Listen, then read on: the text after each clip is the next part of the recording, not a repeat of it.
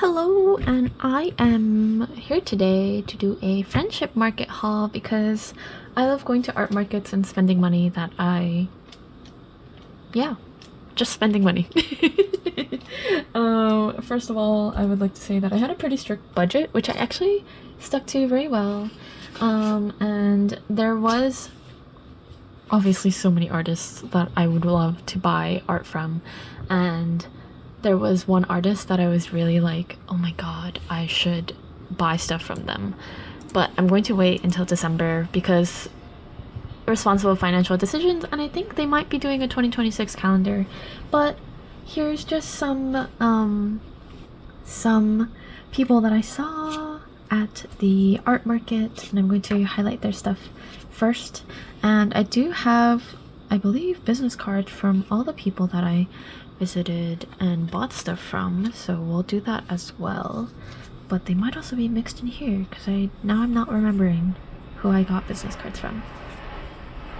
I hope you guys cannot hear that train because that would be wild. Yeah, you can see their names, right? Eee! Okay, very cool. Let me just move these up a little. Yeah, so these are some of the business cards I picked up, and this is the person I was talking about that I wanted to buy.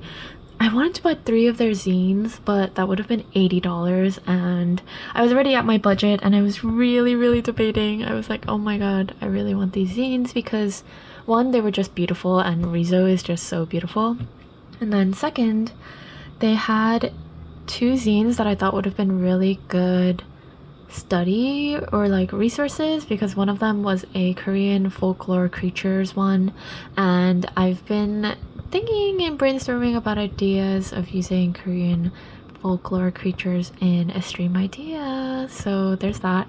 And then one of them was also like one of those gossip magazines. I can't think of any names off the top of my head, but I thought it was just really cute, and the art was just so good, and I was like, that would be so fun. And I'm constantly just thinking of things that I want to make, and I really liked it. And I didn't get a chance to actually sit down and read it because obviously it's an art market. I don't want to just read their zine fully in front of their stall because one, that's blocking a lot of people from visiting, and also purchase the zine if you're gonna read it, you know?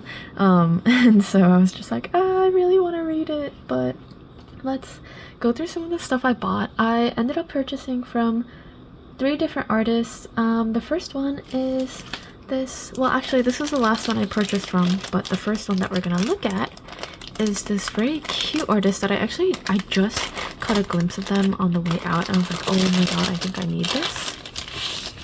And first of all, look at their business card, because May and Nini, that is the cutest business card. I love Polaroids, and then I really like this sort of monochrome red. I don't know, it's just the cutest thing ever.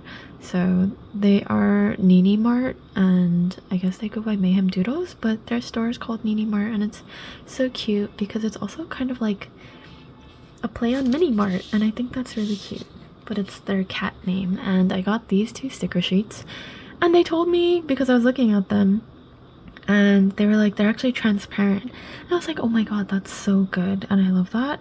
And so this first one, I'm not really a pink girly, but I was like, this is just too cute to not use. And since I am a planner person, I was like, oh, I can just stick these everywhere. This would be so good to just put on a calendar, like a month spread, and just make that theme for that month pink and cat and mouse, and I was just adorable.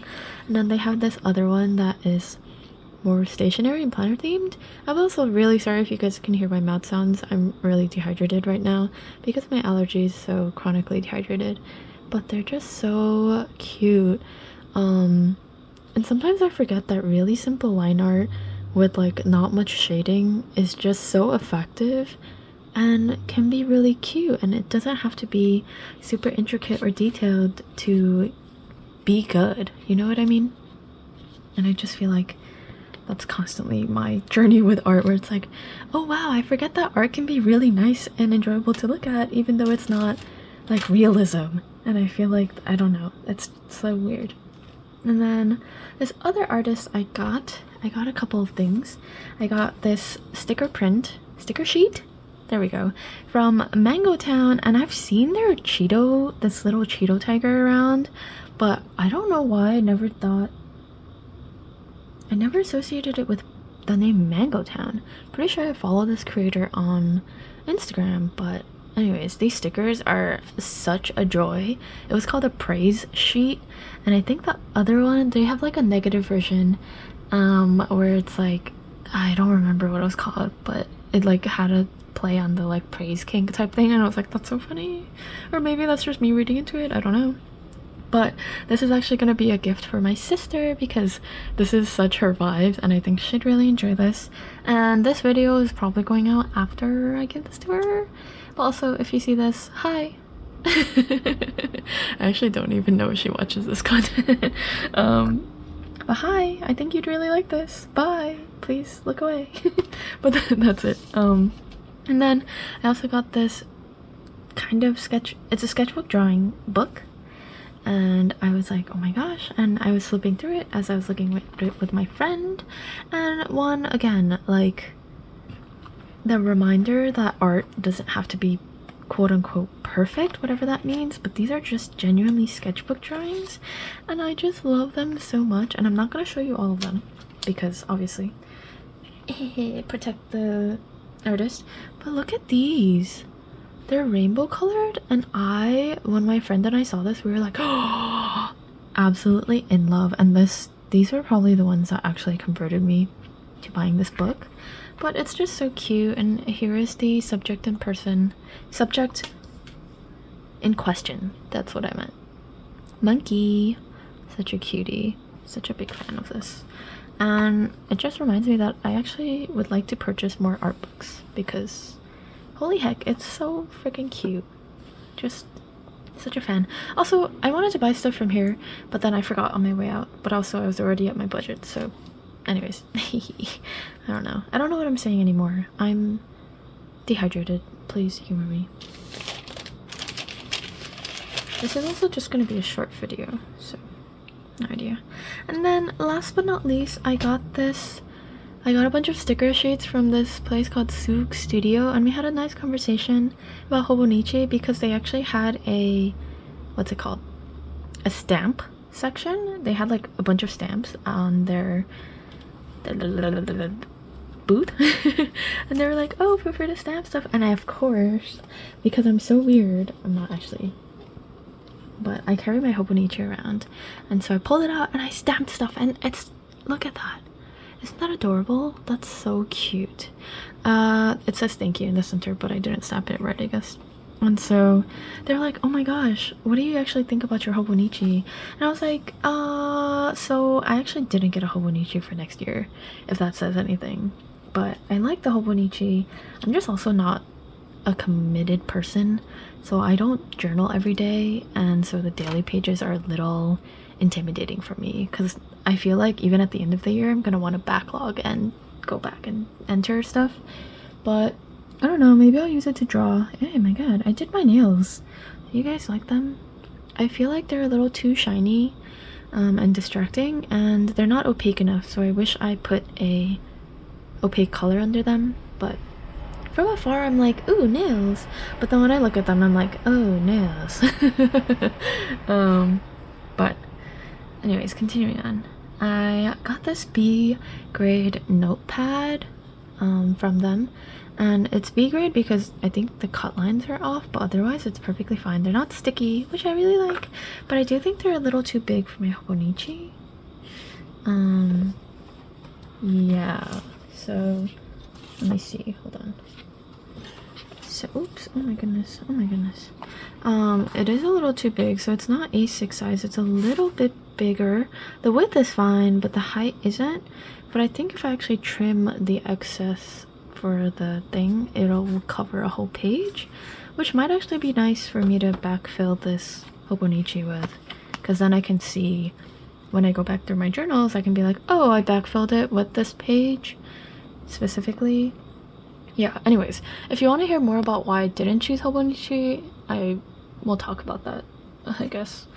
But essentially, the hobonichi I got for 2025, which was my first ever hobonichi, just isn't consistent enough in terms of quality, where it looks like a lot of my fountain pens start to kind of skip on the paper, and then a lot of the pages are, I don't know if it's the fact that they're too thin, but they shadow really heavily on some of them. And I know it's already thin paper, so people might be like, oh yeah, it's Tomoe River paper, it's really thin, it's gonna shadow a lot. But no, like, the first few months in my book look good, and there is shadowing, which I expected, but it's a lot worse in the latter half, where it's to the point where I'm using a light colored ink and I can still see it really well through the other side. And so I don't know, I was like, I don't want to spend $40 on the chance that this book still isn't consistent in 2026, but I would consider purchasing it again if we hear again that the Tomoe River paper is back to standard. And it's not that I dislike the hobonichi, I just want to try some other journals. So I actually did end up getting the Stalogy, which ironically enough is also known for being really inconsistent in terms of being fountain paper friendly, but this notebook is only $20, and I do use other pens frequently enough that I'm like, if this doesn't work out as a fountain pen friendly notebook, which is just honestly luck of the draw, which it sounds like for Stalogy, I'll just use it as a scrapbooking. I'll use it as like an everyday notepad, just put any journaling notes and thoughts in here, because it's still A6, so it'll fit into my journal system. And I'm like, I would rather it be like that than spend $40 on a notebook and then have it fail, because $20, it's a lot for a notebook still, but best case scenario, it replaces my hobonichi and I get to create a system that works for me in terms of planning, journaling, and being my genuine all-in-one everyday carry. Or it doesn't work out and it's only $20 compared to $40, which again, $20 is a lot, but I would rather it be this $20 than $40 with the same things on the line.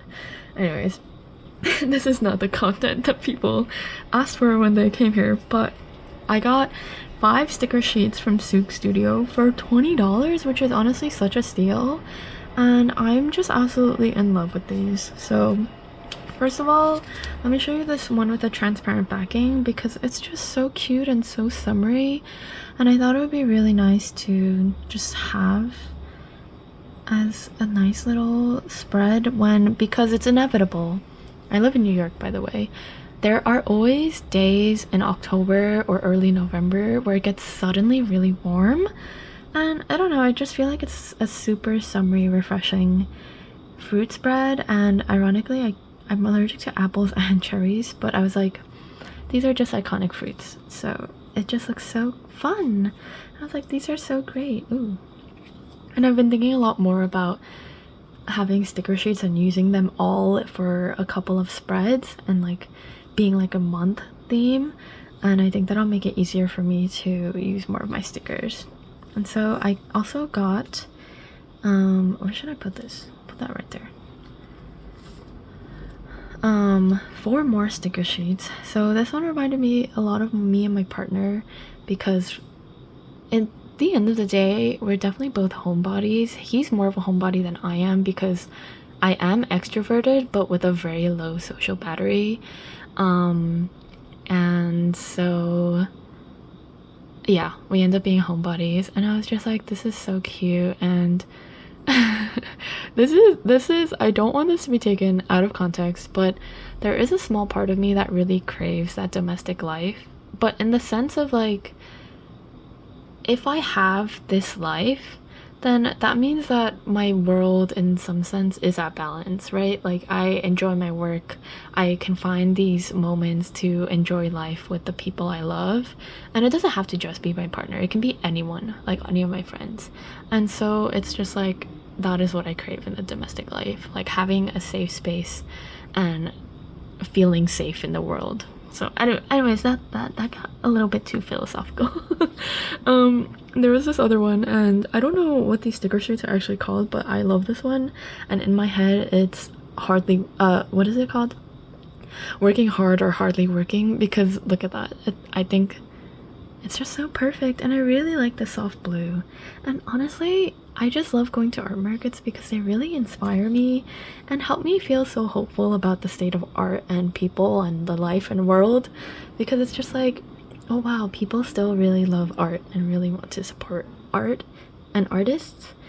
And the fact that there's just so much whimsy in the world with all of these sticker sheets. Look at these shiny tomatoes. Ah!